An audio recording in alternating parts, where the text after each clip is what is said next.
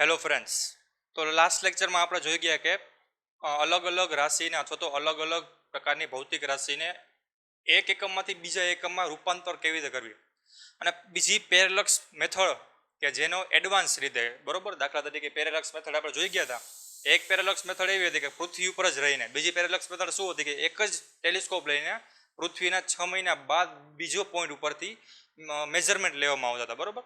તે આપણે આગળ ડિસ્કસ કરી ચૂક્યા છે. આજે આપણે જોવાનું છે કે હવે સૂક્ષ્મ અંતર માપવું હોય પરમાણુના ક્રમ તો શું કરવું પડે, બરાબર. તો એના માટે અલગ અલગ પ્રકારના ટેલિસ્કોપ વિકસાવવામાં આવ્યા. તો આપણને ખબર છે કે ટેલિસ્કોપમાં જોવામાંથી શું થાય કે નાના નાના બેક્ટેરિયા પણ જોવા મળે. દાખલા તરીકે બાયોલોજીવાળા હોય તો એમાં ઓપ્ટિકલ માઇક્રોસ્કોપ આવે, બરાબર. તો સૂક્ષ્મ અંતર માપવા માટે પહેલું વસ્તુ શું આવી? ઓપ્ટિકલ માઇક્રોસ્કોપ, બરાબર. વર્નિયર કેલિપર અને સ્ક્રૂ ગેજ એમાં ન ચાલે, કારણ કે એની લિમિટેશન આવી ગઈ વર્નિયર કેલિપર અને સ્ક્રૂ ગેજની, બરાબર. શું છે કે મિનિમમ આપણે છે ને માઇક્રોમીટર સુધીનું જ માપી શકીએ, બરાબર, માઇક્રોમીટર સુધીથી. આ તો માઇક્રોમીટર કે માઇક્રોમીટરની મદદથી જે અંતર માઇક્રોમીટરના ક્રમનું હોય ને એ જ માપી શકીએ, પણ માઇક્રોમીટરથી પણ અંતર આટલું હોય તો આના વડે આ ન માપી શકાય. એના માટે માઇક્રોસ્કોપની જરૂરિયાત પડી, બરાબર.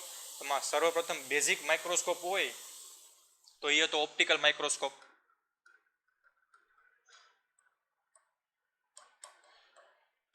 બરાબર.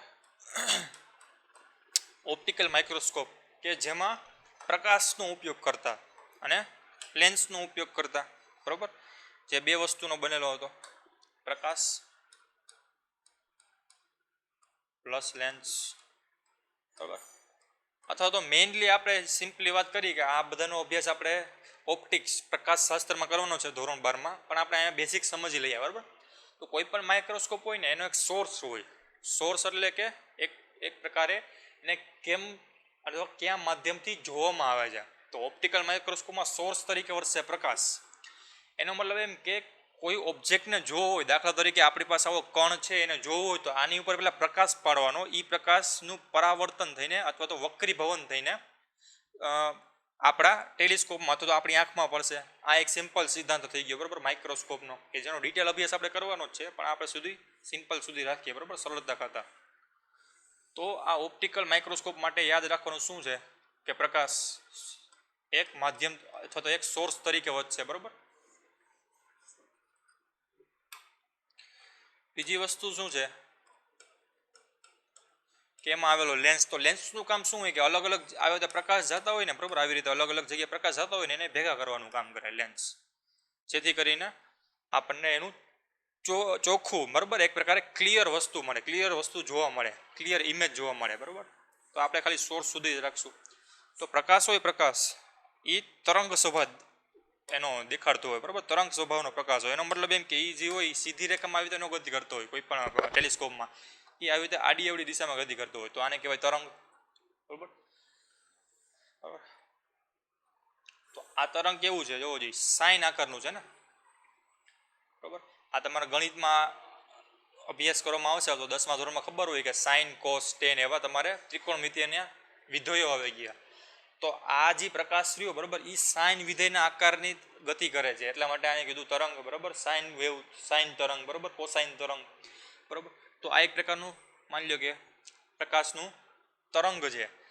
હવે આ એક ભાગથી ચાલુ કરે છે. આ માની લો કે આપણે એક્સ એક્સિસ હોય, બરાબર, અને આ ઉપરની વાય એક્સિસ હોય, તો એક્સ એક્સિસમાં એક્સ બરાબર 0 એ ચાલુ કરે છે અને એ ધીમે ધીમે ઉપર પહોંચે છે. એક સમય એવો આવે, બરાબર, કે જ્યાં મેક્સિમમ થઈ જાય, એમ મહત્તમ મૂલ્ય થઈ જાય, પાછું ઘટે છે, પાછું 0 આવી જાય, પાછું વધે છે, પણ કેમાં વધે છે? બીજી ડાયરેક્શનમાં વધે છે ને, નેગેટિવ ડાયરેક્શનમાં વધે છે, પાછું 0 થઈ જાય. તો અહીંથી જોવો જોઈએ, આ જ્યાં માની લો કે આને એક પોઈન્ટ 1 કહી દઉં, આ પોઈન્ટ 2 કહી દઉં, આને ત્રીજો પોઈન્ટ કહી દઉં, તો એક પોઈન્ટ હતો ત્યાંથી 0થી ચાલુ કર્યું હતું ને, પાછો 0 પહોંચ્યો, અહીંયા બંધ કર્યું, પાછો 0 પહોંચ્યો અને પાછું બંધ કર્યું, બરાબર. તો આને કહેવાય નોડ્સ, કે જ્યાં 0 બનતા હોય, બરાબર, આને કહેવાય નોડ્સ.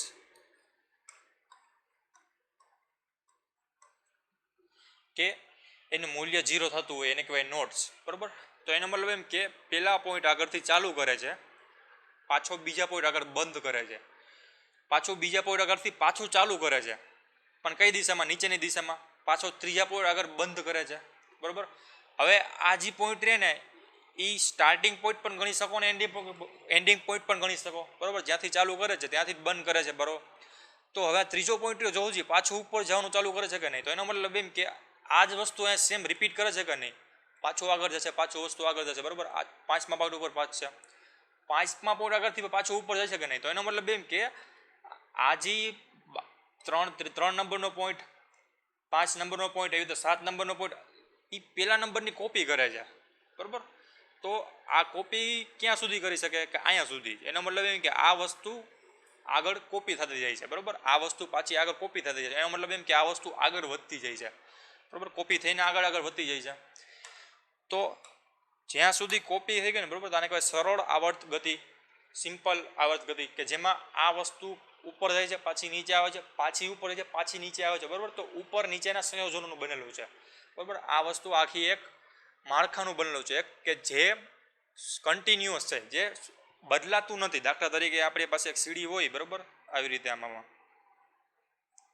ક્લિયર ને.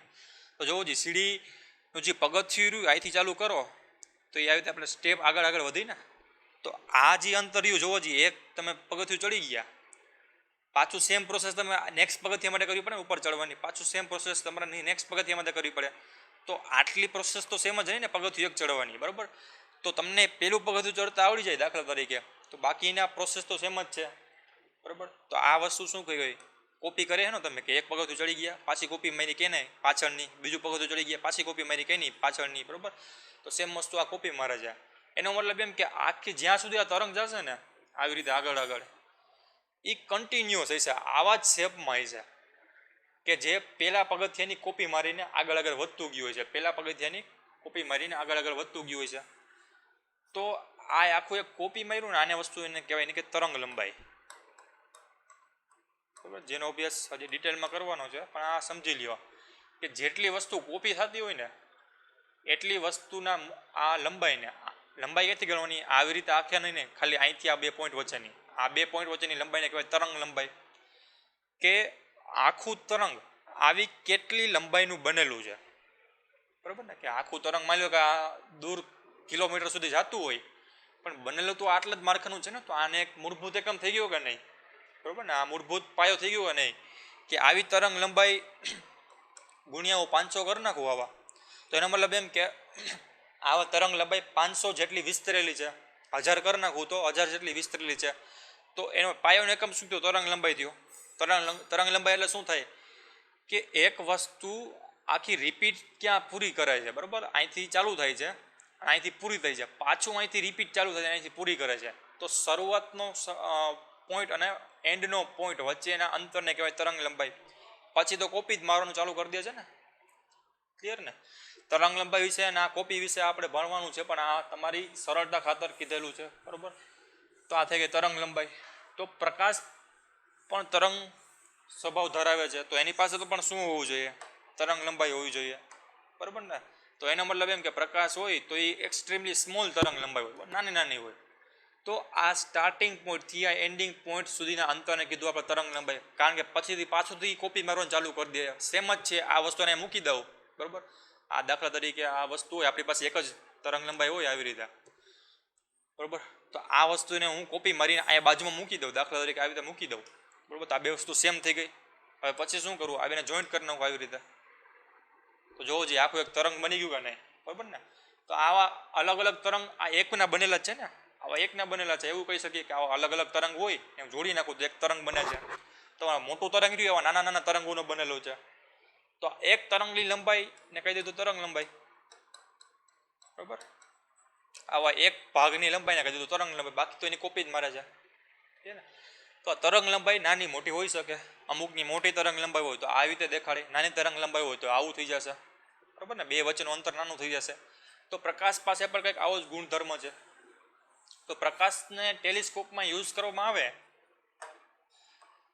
બરાબર. પ્રકાશને ટેલિસ્કોપમાં યુઝ કરવામાં આવે તો પ્રકાશની તરંગ લંબાઈ રહી, બરાબર. અલગ અલગ કલર માટે અલગ હોય, પીળા કલર માટે અલગ હોય, સફેદ કલર માટે અલગ હોય. પ્રકાશ સફેદ કલર માટે ન કહી શકાય, લાલ કલર માટે અલગ હોય, બરાબર. બ્લુ કલર માટે અલગ હોય. તો મેઘધનુષ્ય હોય, તમે મેઘધનુષ્ય જોયું જાનીવાલી પીનારા, તો એમાં તરંગ લંબાઈ જોઈએ જાનીવાલી પીનારા, બરાબર.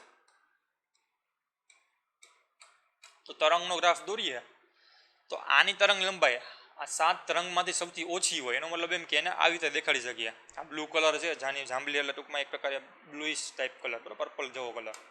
તો એની તરંગ લંબાઈને આપણે આવી રીતે દેખાડી શકીએ, બરાબર. નીલો કલર એટલે બ્લુ કલર, બરાબર. બ્લુ કલરને થોડોક આનથી સ્પ્રેડ, બરાબર, થોડુંક આમ જાડાઈમાં, જેથી કરીને તરંગ લંબાઈ એની મોટી થઈ ગઈ. તો આના કરતાં તરંગ લંબાઈ મોટી થઈ ગઈ. વાદળી કલર જેવો, બરાબર, વાદળી કલર જેવો. તો હજી તરંગ લંબાઈ વધશે આની, બરાબર, 2 પોઈન્ટ વચ્ચેનું અંતર વધશે. એનો મતલબ એમ કે ફેલાતી જશે, 2 પોઈન્ટ રહીને આમ જાડી થતી જશે, બરાબર. જેમ જેમ તરંગ આગળ વધશે એમ જાડું થતું જશે. લીલો કલર, તો લીલા કલરની તરંગ લંબાઈ આવી રીતે દેખાડી શકીએ, ક્લિયર ને? આવી રીતે પીળો કલર, બરાબર, તો પીળા કલરને વધારે થોડુંક સ્પ્રેડ થઈ જોવા મળશે આવી રીતે. નારંગી કલર, બરાબર, તો નારંગી કલરને હજી આવડું મોટું થઈ જશે. લાલ કલર, તો લાલ કલર આનથી મોટું થઈ જશે હજી, બરાબર, કે જે માટે આપણે જગ્યા નથી, આવી રીતે. તો આ તરંગ લંબાઈ અલગ અલગ રંગ માટે અલગ અલગ હતી. તો એનો મતલબ એમ કે ટેલિસ્કોપમાં કેવી આપણી જરૂરિયાત છે એ મુજબનો કલર રાખવાનો. આપણું કોણ માની લ્યો કે મોટો હોય, આવડો મોટો કોણ છે આપણી પાસે, બરાબર, તો આ નાની તરંગ લંબાઈની કાંઈ જરૂર નથી. જેટલી તરંગ લંબાઈ હશે ને એટલી પરિમાણવાળું વસ્તુ આપણને જોવા મળશે. હવે દાખલા તરીકે આ ઘટીને આવડો કોણ થઈ ગયો, તો આ તરંગ લંબાઈ આવડી મોટી છે, બરાબર, તરંગ લંબાઈ આ મોટી છે, અને આનું જે વ્યાસ રહ્યું, બરાબર, આનું જે ડાયામીટર રહ્યો, આ તરંગ લંબાઈ છે, આ તરંગ લંબાઈ છે, અને આ કોઈ પણ કણનો વ્યાસ છે, તો વ્યાસ કરતાં તરંગ લંબાઈ મોટી છે. તો એમાં આ કલર નહીં ચાલે માઇક્રોસ્કોપમાં. એમાં કેવો કલર ચાલશે કે જેની તરંગ લંબાઈ આના માપની હોય. એનો મતલબ એમ કે આવી રીતે હોવું જોઈએ. આટલી તરંગ લંબાઈ વાળું કયું છે જોવો જી, આ વાદળી અને લીલું છે કે નહીં, આ લીલું છે કે નહીં, તો એના માટે આ ઓબ્જેક્ટને જોવો હોય તો લીલા કલરની તરંગ લંબાઈ વાળું જોશે. હજી કોઈ ઓબ્જેક્ટ હોય કે જે નાનો હોય, બરાબર, સૂક્ષ્મ હોય, બરાબર, કે જે સૂક્ષ્મ છે, આવડો જ છે, તો જોવો જોઈએ એનું હજી વ્યાસ ઘટ્યો કે નહીં. તો આના માટે આમાં સમય એવી તરંગ લંબાઈ લેવાની, તો એમાં આટલી તરંગ લંબાઈ સમાશે.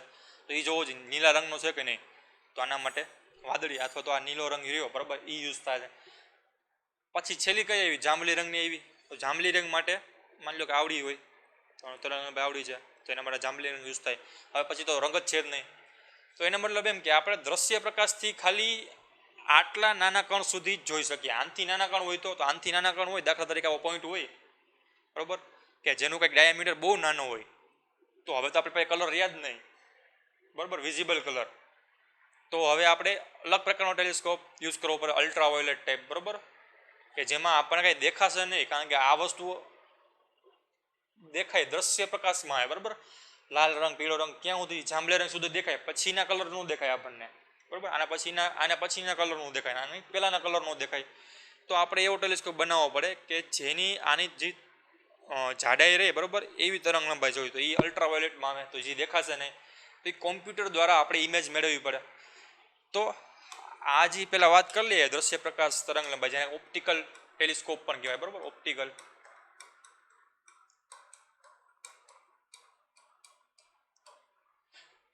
કે જેની તરંગ લંબાઈ 4000 એંગસ્ટ્રોમ થી માંડીને 7000 એંગસ્ટ્રોમ સુધી છે, બરાબર ને.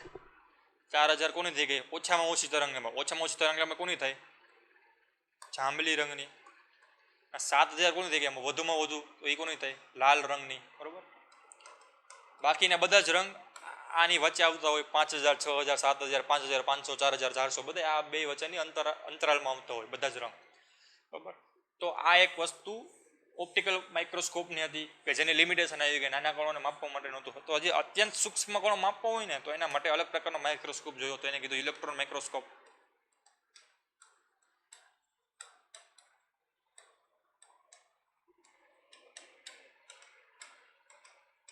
ક્લિયર?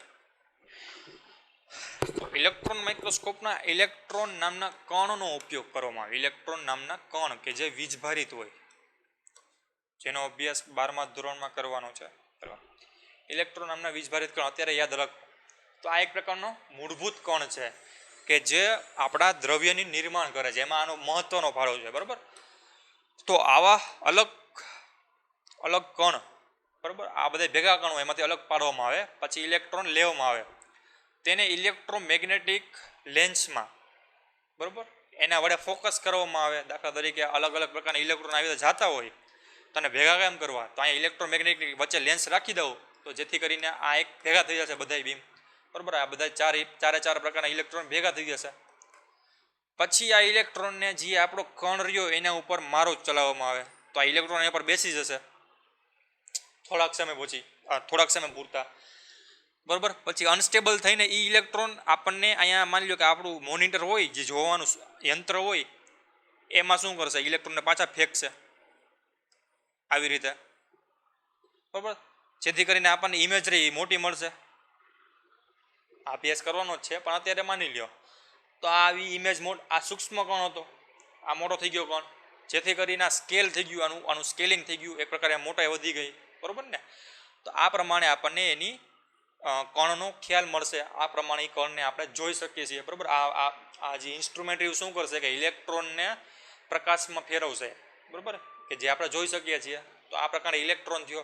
હવે ઇલેક્ટ્રોન રહ્યો, બરાબર, એ કેવો હોવો જોઈએ, તરંગ સ્વરૂપે હોવો જોઈએ ને, તો જ જોઈ શકીએ. આપણે આગળ જોઈ ગયા કે તરંગ સ્વરૂપનો જ ઉપયોગ કરીને આપણે માઇક્રોસ્કોપ વિકસાવી શકીએ.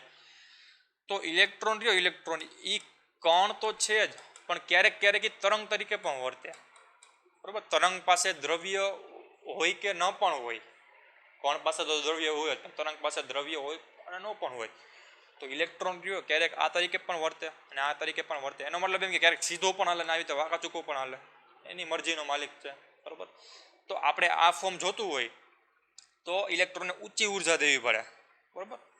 આપણે વેવ ફોર્મ જોતું હોય, તરંગ સ્વરૂપ જોતું હોય આ સ્વરૂપ, તો ઇલેક્ટ્રોનને ઊંચી ઉર્જા દેવાની, તો જેથી કરીને એ કણ સ્વરૂપ ભૂલી જશે, એ ગાંડો થઈ જશે એક પ્રકારે, એ કણ સ્વરૂપ ભૂલી જશે અને તરંગ સ્વરૂપમાં આવશે કે જેની તરંગ લંબાઈ એપ્રોક્સિમેટલી 1 એંગસ્ટ્રોમથી માંડીને 0.6 કે 5 એંગસ્ટ્રોમ સુધીની હોય, બરાબર. 0.6 રાખી દઈએ એટલે પ્રેક્ટિકલી પોસિબલ છે. એનો મતલબ એમ કે 7000 ગણું ઓછી વસ્તુ હોય ને એ પણ આ જોવા મળી શકે. દાખલા તરીકે આપણે ઓપ્ટિકલ માઇક્રોસ્કોપ અને ઇલેક્ટ્રોન માઇક્રોસ્કોપની ચર્ચા કરીએ તો ઓપ્ટિકલ માઇક્રોસ્કોપ માની લો કે 4000 એંગસ્ટ્રોમ હોય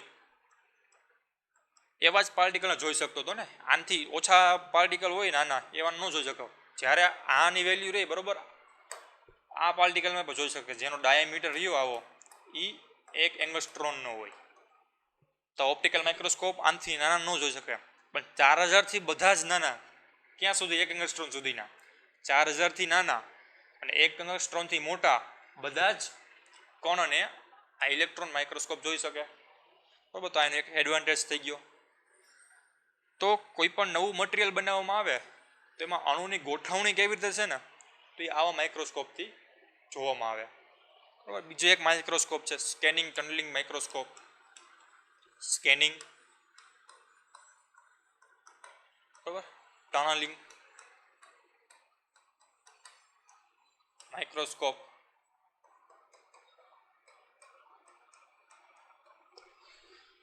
જેની મદદ સેમ વસ્તુ પોસિબલ છે, બરાબર. એક પ્રકારનો એડવાન્ટેજીસ છે અલગ અલગ પ્રકારના. તો આમાં શું થાય કે માની લ્યો કે કોઈ પણ આપણે આવો એક પદાર્થ બનાવ્યો, આની અંદર એટમ તો હશે જ આવા, તો આ એટમ એકબીજાથી કેવી રીતે ગોઠવાયેલા છે. દાખલા તરીકે હવે આને ઝૂમ કરીએ તો આવી રીતે ગોઠવાયેલા જોવા મળે, વચ્ચે કંઈક જગ્યા મળે, અહીં નીચે એક એટમ હોય, તો એક પિન હોય માની લ્યો, બરાબર, એ નીડલ હોય, બરાબર, અથવા તો ઇલેક્ટ્રોન જ હોય. દાખલા તરીકે સ્કેનિંગ ટનલિંગનું ઉદાહરણ લઈ લઈએ તો ઇલેક્ટ્રોન શું કરશે કે અહીંથી માની લો કે આમ ભટકાશે, બરાબર, અને સ્ક્રીનમાં આપણને જોવા મળશે આ એક એટમ, જ્યાં જ્યાં એટમની સપાટી હશે ત્યાં સુધી ઇલેક્ટ્રોન જઈ શકશે, બાકી બહાર નીકળી જશે આવી રીતે, બરાબર. તો આવી રીતે આપણને અલગ અલગ પ્રકારે ભટકાઈને એનું મોટું ઇમેજ બનાવશે, બરાબર. આ એટમ અહીંયા ભટકાશે, જોવો જ અહીંયા, તો અહીંયા ખાલી આવા જ ઇલેક્ટ્રોન જઈ શકશે, બરાબર. આવી રીતે અહીંથી તો આમ બહાર નહીં નીકળી શકે કારણ કે વચ્ચે એટમ છે, બરાબર. તો આ જે અણુ રહ્યો, આ અણુ અહીંયા ક્યાંક વચ્ચે દેખાડશે ને બીજી શું દેખાડશે કે આ જે અણુ રહ્યો એ નીચેની બાજુ છે એવું દેખાડશે. ક્લિયર ને. સેમ વસ્તુ આ ત્રીજા અણુ માટે થશે કે જે ઉપર જશે, આનથી ઉપર જશે, જેથી કરીને આપણને ઇમેજ રહીને, બરાબર, મોટી પણ થશે, એનલાર્જ, બરાબર, અને કેવી રીતે ગોઠવણી છે જોવા મળશે, બરાબર. કે પેલો એટમ, બીજો એટમ અને ત્રીજો એટમ કેવી રીતે ગોઠવાયેલા છે તે પણ જાણકારી મળશે, બરાબર. તો આ પ્રમાણે બધા અલગ અલગ પ્રકારના માઇક્રોસ્કોપ વર્ક કરે. હવે પછી આપણે જોવાનું છે કે આપણે હવે સિમ્પલ રીતે કોઈ પણ સરળ રીતે કોઈ પદાર્થનું એની અંદર રહેલા અણુઓની સાઇઝ કેવી રીતે માપી શકીએ, બરાબર. તો આને આપણે એક સિમ્પલ પ્રયોગ તરીકે પ્રયોગશાળામાં કેવી રીતે માપી શકીએ આવા અલગ એકેય પ્રકારના ઇન્સ્ટ્રુમેન્ટ વગર, બરાબર. તો ઓલિક એસિડ છે,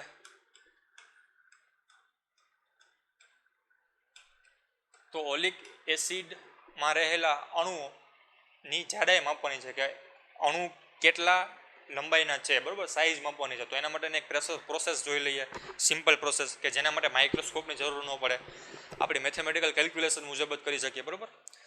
તો ઓલિક એસિડ રહ્યું, બરાબર, સાબુ જેવું જે પ્રવાહી હોય, તમે કેમેસ્ટ્રીમાં ભણશો તો સાબુ જેવું જે પ્રવાહી છે હોય કે જેની પાસે આવી રીતે એક હેડ હોય અને એક ટેલ હોય, બરાબર. તો આ એક માની લે કે પોઝિટિવ હોય, એક બાજુ પોઝિટિવ ધન વીજભારિત હોય, એક બાજુ ઋણ વીજભારિત હોય. આ તટસ્થ ન હોય, એક બાજુ થોડોક ધન વીજભાર હોય, એક બાજુ થોડોક ઋણ વીજભાર હોય, બરાબર. આ પ્રમાણે તો આ પ્રમાણે સાબુનું સ્ટ્રક્ચર પણ હોય, આવું કંઈ કેમેસ્ટ્રીમાં ભણશો એટલે આવશે, બરાબર. તો આ પ્રમાણે એક ઓલિક એસિડ છે કે જે સાબુ જેવું જ એક પ્રવાહી છે. તો એના અણુની આપણે સાઇઝ માપવી છે. તો સર્વપ્રથમ શું કરવાનું કે એક ફ્લાસ્ક હોય, બરાબર, તો એ ફ્લાસ્કમાં 19 સેન્ટીમીટર ક્યુબ જેટલું આલ્કોહોલ લેવાનું, ઇથાઇલ આલ્કોહોલ કોઈ પણ, બરાબર, આલ્કોહોલ લેવાનું. એમાં 1 સેન્ટીમીટર ક્યુબ કદ, આ ક્યુબ રહ્યો, બરાબર, આ ક્યુબ કોનો એકમ છે, કદનો એકમ છે ને. દાખલા તરીકે થોડુંક એનો પણ આપણે લઈ લઈએ કે જે ચર્ચા ન કરી હોય તો મીટર રહ્યો, ખાલી મીટર, સેન્ટીમીટર કોઈ પણ એ લંબાઈનો એકમ છે. હવે આવી બે લાઈનો ભેગી કરી નાખું, બરાબર, આવી બે લાઈન ભેગી કરી નાખું, જોડી દઉં તો આ મીટર થઈ ગયું ને આ મીટર થઈ ગયું, તો આ મીટર સ્ક્વેર થઈ ગયો જે ક્ષેત્રફળનો એકમ છે. હવે આવા પ્લેનને હું પાછા થપ્પી કરી નાખું આમ બહારની બાજુ, માની લો કે આવા અલગ અલગ પ્લેનને આમ થપ્પી કરતો જાઉં તો મને ક્યુબ મળશે, બરાબર, આવી રીતે.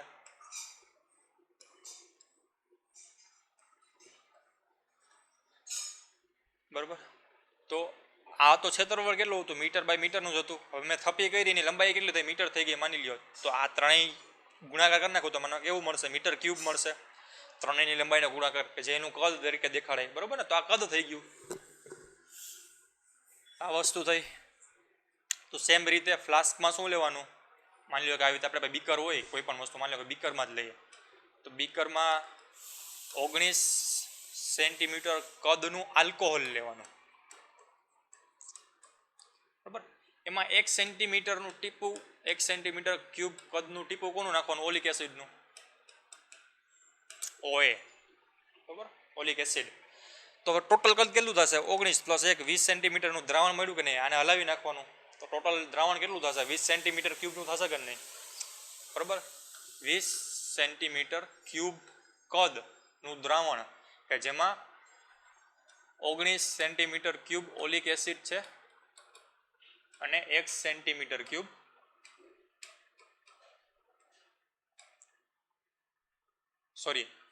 આલ્કોહોલ છે, બરાબર. 1 સેન્ટીમીટર ક્યુબ ઓલિક એસિડ છે.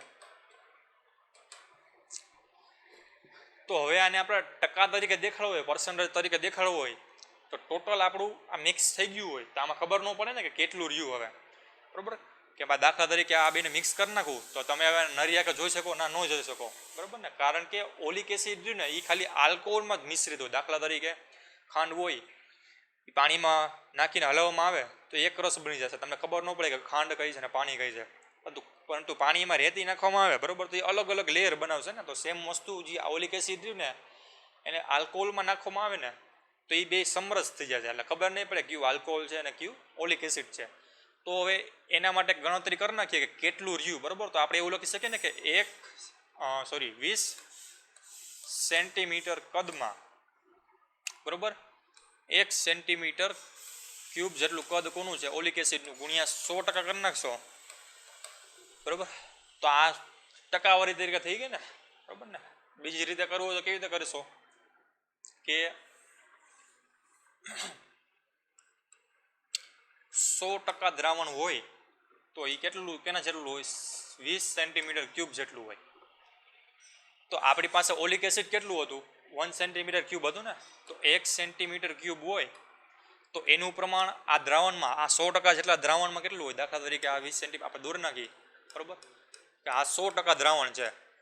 100% દ્રાવણ એટલે કેટલું થાય? 20 સેન્ટીમીટર ક્યુબ જેટલું થાય ને, કે જેમાં બેયનું મિક્સચર છે. કેનું કેનું? આલ્કોહોલ અને એ વડે દેખાડાય, અને ઓલિક એસિડ એને ઓ વડે દેખાડી દઈએ. આ બેનું મિક્સચર છે. તો આપણે ખાલી હવે ટકામાં જ જોઈએ છે. કોનું? ઓલિક એસિડનું. તો આ ત્રિરાશી મૂકી થઈ ગઈ કે નહીં? ત્રિરાશી જેવું, બરાબર ને? તો હવે આનું કરશો એટલે શું મળશે? 1/20 સેન્ટીમીટર ક્યુબ ગુણ્યા 100%, બરાબર ને? આટલા ટકા આ 20 સેન્ટીમીટર ક્યુબ દ્રાવણની અંદર ઓલિક એસિડ રહેલું હોય. વસ્તુ ક્લિયર? હવે 100% આપણે જોતું નથી. 100%ની જગ્યાએ શું મૂકીએ ગઈ? તો આપણે આગલા લેક્ચરમાં જોઈ ગયા કે 100% હોય તો એની જગ્યાએ 1 પણ મૂકી શકો, અને 1 હોય 100% પણ મૂકી શકો, બરાબર ને? 100%ની જગ્યાએ 1 મૂકી દો તો પણ ચાલે. તો 100% હોય ત્યાં 1 મૂકી દઈ તો શું મળશે? મને આવું મળશે. એનો મતલબ એમ કે 20 સેન્ટીમીટર ક્યુબમાં, 20 સેન્ટીમીટર ક્યુબ વાળા કદના દ્રાવણમાં 1 સેન્ટીમીટર ક્યુબ ઓલિક એસિડ હોય તો એનો આટલોમો ભાગ થાય. એનો આટલામો ભાગ જોવા મળે, બરાબર? કેટલા ભાગમાં રહેલું છે એ તમને જોવા મળે ને, કે 1/20મો ભાગ રહ્યો એ ઓલિક એસિડનો છે, બરાબર? અથવા તો બીજી રીતે કરીએ, સિમ્પલ રીતે, તો 19 સેન્ટીમીટર ક્યુબ આલ્કોહોલ,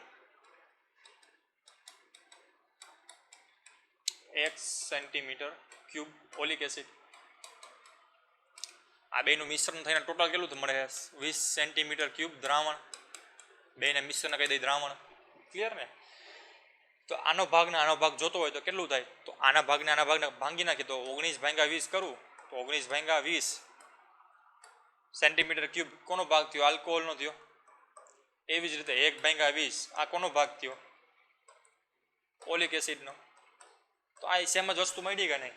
બરાબર, કે 20 સેન્ટીમીટર ક્યુબ કદ ધરાવતા દ્રાવણમાં આલ્કોહોલનું પ્રમાણ 19/20 હોય, અને આ 20 સેન્ટીમીટર ક્યુબ કદ ધરાવતા દ્રાવણમાં ઓલિક એસિડનું પ્રમાણ 1/20 હોય, બરાબર? તો આપણી પાસે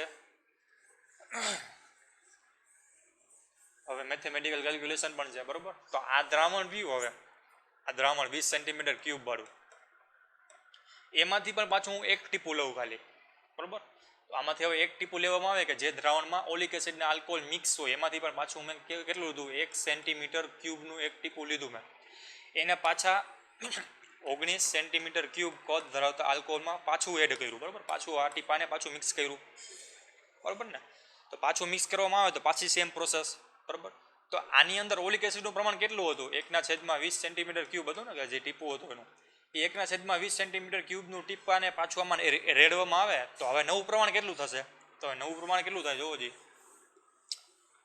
કે હવે નવું બીજું દ્રાવણ બનાવવામાં આવ્યું કે જેનું કદ પણ કેટલું હતું? 20 સેન્ટીમીટર ક્યુબનું, જેમાં 19 સેન્ટીમીટર ક્યુબ હતું એ કયું હતું? આલ્કોહોલનું પ્રમાણ, આલ્કોહોલ હતું.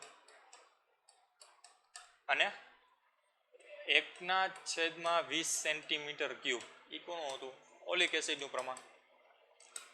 પાછું આનું પ્રમાણ કાઢવામાં આવે તો આ કેટલું થશે? 19/20 નવા કદનું પ્રમાણ. અને આ કેટલું થશે? 1/20 એના મતલબ એમ કે આ 20 આવી જશે, બરાબર? એટલે 1/400 થઈ જશે. ક્લિયર ને? તો એનો મતલબ એમ કે 20 સેન્ટીમીટર ક્યુબ વાળું નવું બીજું દ્રાવણ બનાવવામાં આવે એમાં ઓલિક એસિડનું પ્રમાણ હવે આટલું થઈ ગયું છે, બરાબર? તો હવે આપણી પાસે આ 1/400 સેન્ટીમીટર ક્યુબ ઓલિક એસિડ ધરાવતું દ્રાવણ છે.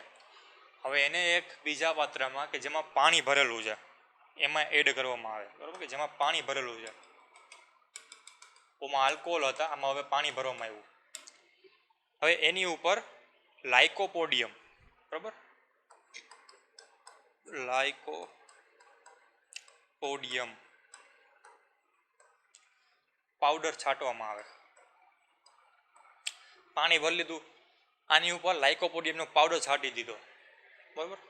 જેથી કરીને લાઇકોપોડિયમના પાવડરનું લેયર બની જશે કે નહીં? આવી રીતે આમ, બરાબર? આવી રીતે લાઇકોપોડિયમનો પાવડર છાંટી દો એટલે આવું લેયર બની જશે પાણી ઉપર. આની પ્રોપર્ટી શું હોય લાઇકોપોડિયમની? કે પાણીના અણુ હોય ને એનાથી દૂર રાખે એને રિપલ કરે. અમુક તમે કપડાં જોયા હશો કે જેમાં પાણી આમ પડી જાય ને તો એ ઓટોમેટિક આમ નીચે પડી જાય, આપણા કપડાં ભીના ન થાય, બરાબર. તો એવું જ એક પ્રવાહી છે, એવું જ એક પાવડર છે આપણી પાસે કે જેમાં પાણી માથેથી ઉપરથી રેડવામાં આવશે ને પાણી, તો એ અંદર નહીં હોય જાય, એ સપાટી ઉપર જ રહેશે, કારણ કે એ પોતાને ભીંજાવા નહીં દે, બરાબર. એ પાણીને પાસ થવા નહીં દે, એવી એક પ્રોપર્ટી હોય લાઇકોપોડિયમ પાસે. તો જેથી કરીને અંદરનું પાણી રહ્યું ને એ ઉપર ન આવી શકે, બરાબર. અંદરનું પાણી ઉપર ન આવી શકે. તેનો આવું શું કામ કરવામાં આવ્યું છે તે પણ આપણે ભણશું, બરાબર. તો લાઇકોપોડિયમની એક પ્રોપર્ટી છે. હવે આ જે વસ્તુ બની ને એમાં જે આ દ્રાવણ હતું ને એના ધીમે ધીમે ટીપા ટીપા એડ કરવામાં આવ્યા, બરાબર. દ્રાવણ બન્યું હતું ઓલિક એસિડ અને આલ્કોહોલનું, બરાબર. ધીમે ધીમે ટીપામાં રેડવામાં આવ્યા, જેથી કરીને શું થાય કે આલ્કોહોલ જેવો અહીંયા પડશે ને, બરાબર. આ ઓલા જે ટીપા છે ઓલિક એસિડ અને આલ્કોહોલના, એ અહીંયા બેસવા માંડશે ધીમે ધીમે, એક લેયર ક્રિએટ કરશે આવું. જેટલા આલ્કોહોલના અણુ હોય છે ને એને થોડીક હીટ દેવાથી બાષ્પીભવન થઈ જશે, તો વધશે શું ખાલી ઓલિક એસિડ, બરાબર. તો આલ્કોહોલના જે અણુ હોય છે એ માની લો કે હવામાં ઉડી ગયા, બાષ્પીભવન થઈ ગયા, વધશે શું આમાં ખાલી ઓલિક એસિડ વધશે. ઓલિક એસિડના પરમાણુ હશે કે નહીં, અણુ હશે કે નહીં, બરાબર. ઓલિક એસિડના અણુઓ રહ્યા એ આપણને ખબર છે કેવા છે, સાબુ જેવા ધરાવે. તો સાબુ પોલારિટી ધરાવે, ધ્રુવીયતા ધરાવે, જેથી કરીને એ શું કરશે કે પાણી તરફ પોતે આકર્ષાશે, એની પૂંછડી હશે આવી રીતે એ ઉપર તરફ આકર્ષાશે, બરાબર. આવી રીતે, તો આવી રીતે સ્ટ્રક્ચર એક તૈયાર થશે. માઇક્રોસ્કોપમાં જોશો એટલે તમને આવું દેખાશે, ઘણી બધી ઊંધળિયું, બરાબર ને. તો પાણી તરફ આ ભાગ એટ્રેક્ટ થતો હોય છે, કોનો ઓલિક એસિડના અણુ, કારણ કે આલ્કોહોલ તો ઉડાડી નાખો, પરંતુ અંદર નહીં બેસી જાય. શું કામે? કારણ કે વચ્ચે શું પાવડર છે આપણે ઓલો લાઇકોપોડિયમનો, તો એક પ્રકારે આમના માય રહેશે, અંદર નહીં ઘૂસી જાય, આટલું ને આટલું અહીંયા રહેશે, ઉપર પૂંછડીનો ભાગ રહેશે. એટલે એનો મતલબ એમ કે આ જે હવે સ્તર બન્યું ને એ એક આણ્વીય સ્તર છે. એનો મતલબ એમ કે અહીંયા હવે બીજો કોઈ પણ પાર્ટિકલ બેસી નહીં શકે ઓલિક એસિડનો. શું કામે? કારણ કે બે વચ્ચે અપાકર્ષણ થશે, બરાબર. અને બીજી વસ્તુ એ કે આપણે એટલું જ આમાં રેડવાનું છે કે જેવું એક લેયર થઈ જાય ને પછી ઉમેરવાનું બંધ કરી નાખવાનું, પછી ઓલું લઈ લેવાનું દ્રાવણ, બરાબર. તો આ ઓલિક એસિડનો ભાગ થઈ ગયો કે નહીં. હવે આપણે આ જાડાઈ માપવાની છે, આને જાડાઈને કહી દઉં ટી.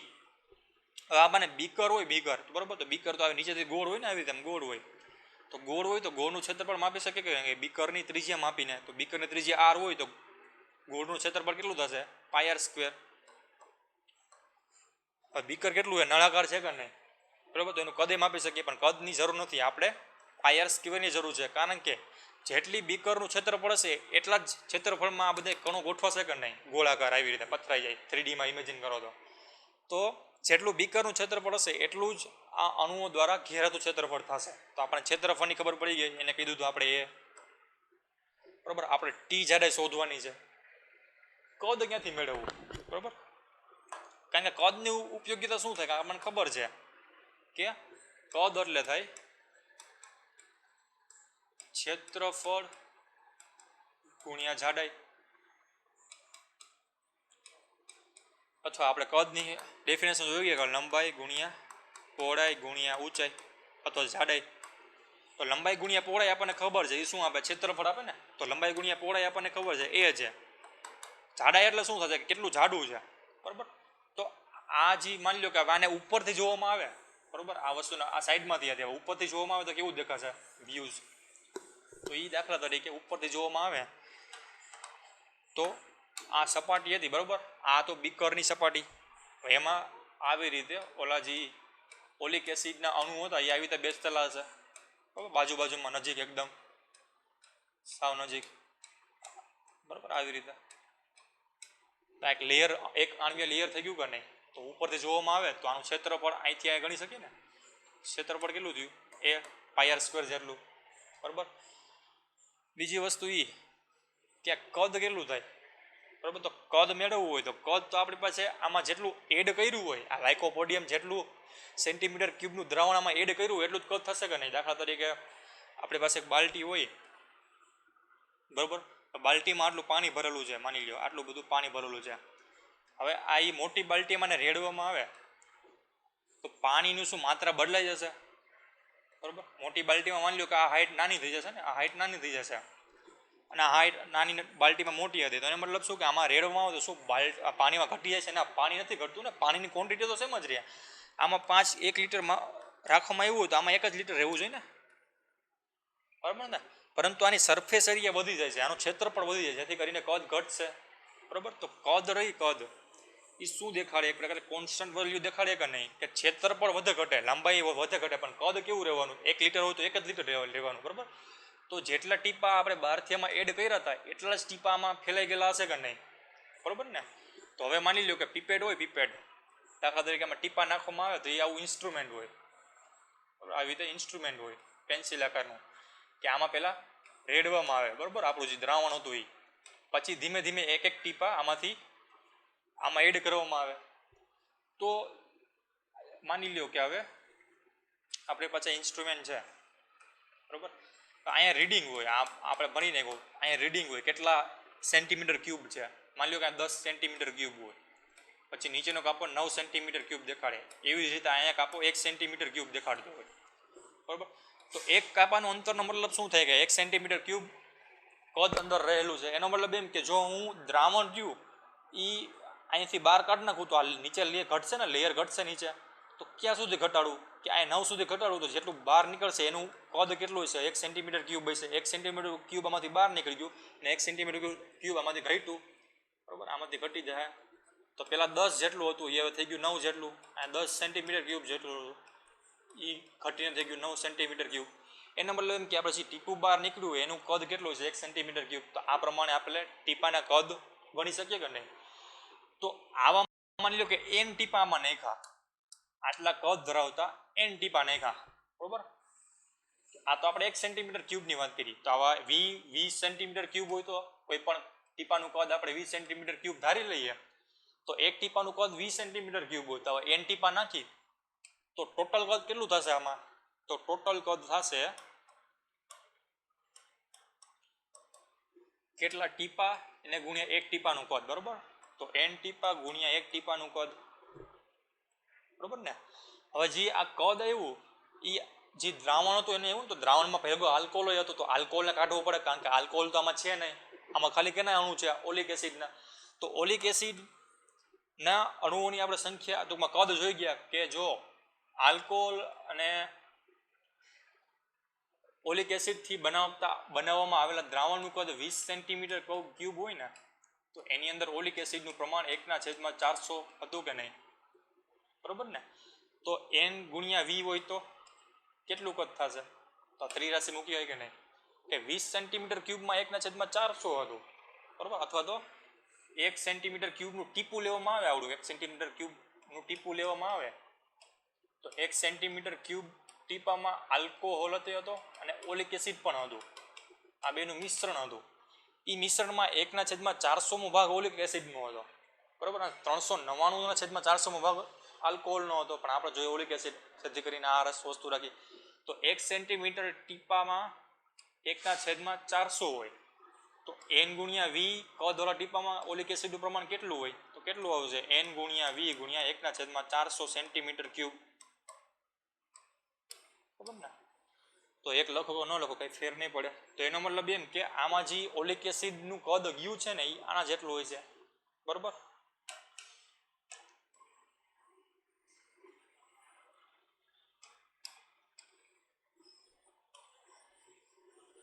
ક્લિયર?